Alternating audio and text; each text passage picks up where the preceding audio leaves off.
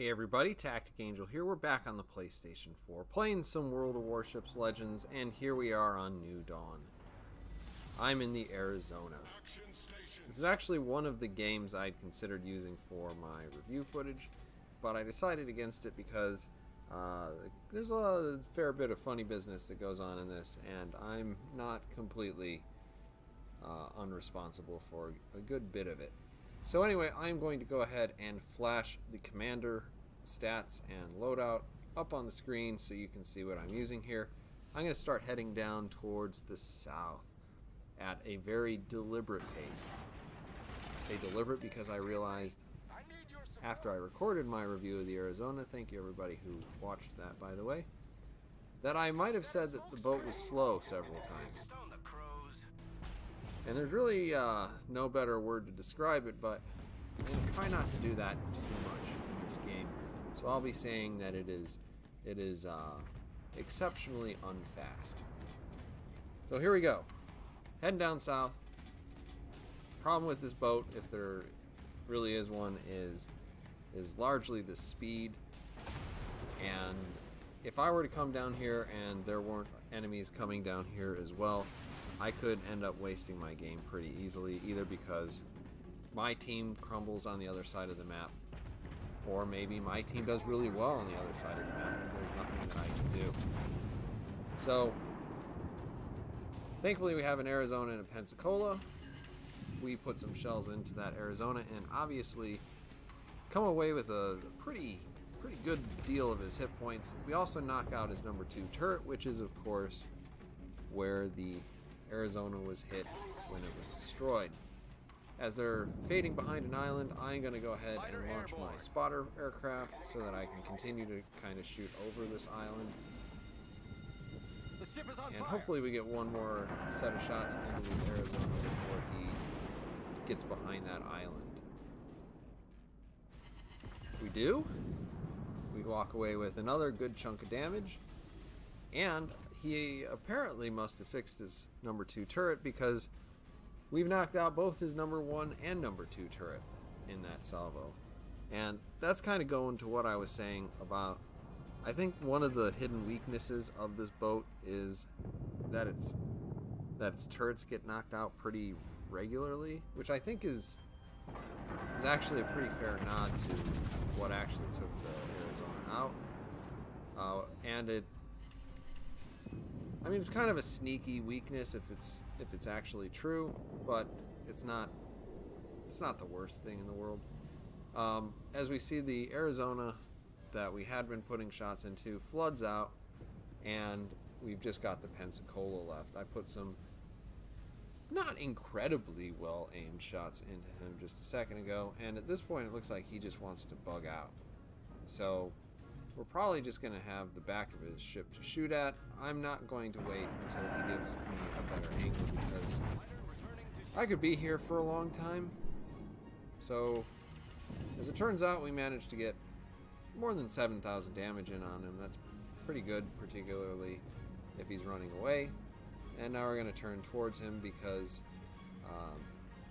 the exceptional lack of speed on this boat is such that I don't want to be driving too far away from any enemies.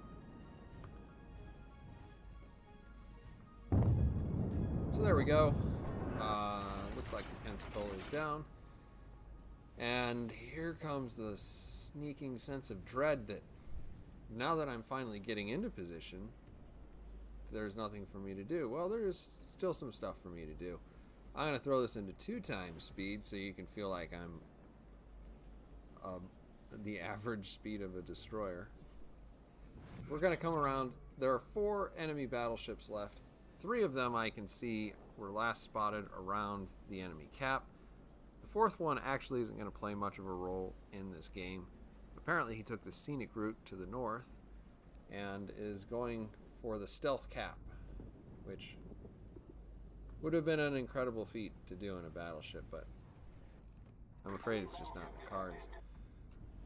So what we're going to have near that cap, we have a New Mexico, we have an Arizona, we have a Fuso. Fuso is the only one in range. It's actually also giving me a pretty decent angle that I can actually hit and pen. So I'm going to take my shots on that. Over the next minute or two, you're going to see me slow down and speed up several times. Mostly slowing down because I don't want to get too close to these three, because that will increase the chance that I get surrounded or bracketed or caught in some sort of crossfire. The other part is when I speed up, it's mostly just to make my rudder actually work, because your turning is based on your speed, and so if you're completely stopped, you can waggle that thing as much as you want. You can do anything. We put some shells out on that Arizona. Arizona is on my friends list, and this is my way of saying hello by apparently knocking out his number 3 or number 4 turret. Again, that's the 4th Arizona turret I've disabled so far today, or just in this match. I've probably played several other games. Now we're kind of trying to put our nose towards the 2 battleships that are sort of to my port side, and then we're going to take shots on this Fuso. I guess it's not the port side. They're the ones that are most directly in front of me, and unfortunately our accuracy is not super great. I notice in this game I'm actually aiming high a lot of the times, but those went low, so yeah, what can you do? Sometimes you miss. 3 seconds on the guns again, and we're going to put a second salvo into him. Still not coming up with anything beautiful, but you know, every bit of damage counts. 2 more salvos from the other turrets. We managed to save ourselves a little bit of damage by knocking out yet another gun turret. And now it looks like the New Mexico's kind of following suit with the Fuso. It's not looking at me, and it's sailing broadside on to me. And I get it. I get it. There's a destroyer over there, and I would desperately want it to be taken out too. But it's setting up an opportunity for me. And you know, I put some shells down there. I don't do great. 5,000 damage is a little lower than I would expect, considering the range and the angle, but that's RNG for you.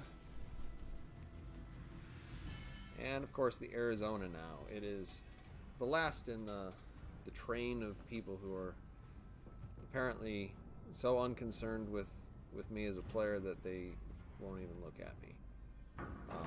As I look back though, it looks like the New Mexico has done a 180 so that he can get his guns on me. And that's probably the right idea, because it would take a lot less time than actually turning that ship around. Or turning the turrets on the ship around anyway. He does give me the biggest hit that I take so far in this game.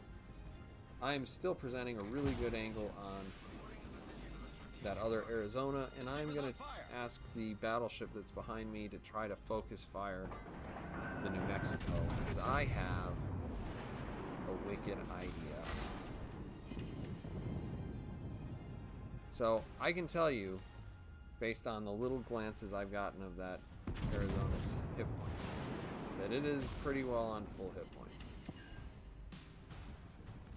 If I maybe run into him, it's going to do just an inordinate amount of damage to him. This is kind of playing for the win, and I wouldn't really say a lot of what you're going to see from this part out is good boating habits. For one, I don't think you should usually try to ram people, but if they're on your friends list, it's just so hilarious that you can't help it. The other thing is it does take you out of the game, and unless you're really up on ships, then it's often not a great idea.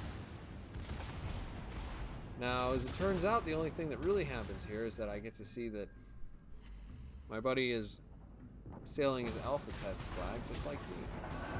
managed to miss him by what must have been a couple of feet. And now I've found myself in the middle of 2 battleships. Strangely, I'm able to keep my boat mostly angled against both of them, which is actually really good in terms of, you know, maybe I will be able to survive this.